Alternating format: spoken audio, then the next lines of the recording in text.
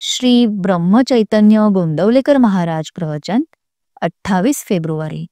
भगवंताजवळ नामाचे प्रेमच मागा. भगवंतापाशी मागणे करताना काय मागाल? तुम्ही त्याच्याजवळ नामाचे प्रेमच मागा. दुसरे काही मागू नका. देवाजवळ मागणे मागताना चूक होऊ नये. एखाद्या शिक्षकाने विद्यार्थ्यांना वर्षभर उत्तम रीतीने शिकवले. परीक्षेच्या वेळी परीक्षक कोणते प्रश्न विचारण्याचा संभव आहे हे सांगून त्यांची उत्तरेही सांगून ठेवली. पण परीक्षक परीक्षा घ्यायला आला असता प्रश्नांची उत्तरे विद्यार्थ्यांनीच द्यायची असतात. तिथे शिक्षक हजर असला आणि विद्यार्थी उत्तर चुकीचे देतो आहे हे जरी त्याला दिसले तरी तिथे त्याला काही बोलता येत नाही. तशी माझी स्थिती आहे. म्हणून मागणे मागण्याचे काम तुम्हालाच करायचे आहे. तेव्हा त्यावेळी चुकीने काही भलतेच मागू नका. एवढ्याच करिता हा इशारा आहे. कोणतीही परिस्थिती असली तरी त्यात भगवंताचे स्मरण ठेवावे. म्हणजे बऱ्या वाईट गोष्टींचा परिणाम मनावर कमी होतो. मनुष्यावर संकटे आली की तो घाबरतो, परंतु परमेश्वराचे अस्तित्व मानणाऱ्यांनी तरी असे करणे योग्य नाही.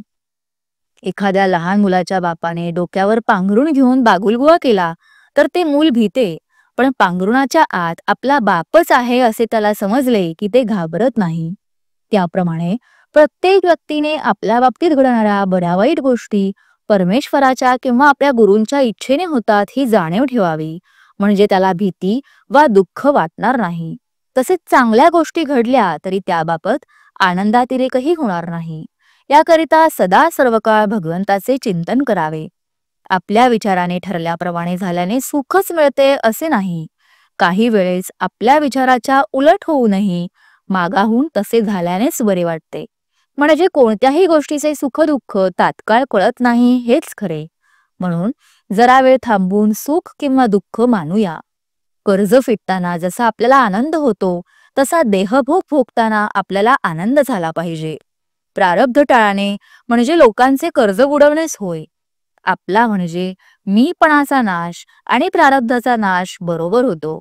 भगवंता, प्रारब्धाने आलेल्या दुःखाचा दोष तुझ्याकडे नाही. जर त्या दुःखामुळेच तुझे अनुसंधान टिकत असेल तर मला जन्मभर दुःखामध्येच ठेव असे कुंतीने भगवंताजवळ मागितले. त्यातले मर्म ओळखून वागावे आणि काहीही करून अनुसंधानात राहण्याचा प्रयत्न करावा. बोधवाक्य: भगवंताला अशी प्रार्थना करावी की देवा, प्रारब्धाने आलेले भोग येऊ देत, पण तुझे अनुसंधान मात्र चुकू देऊ नकोस.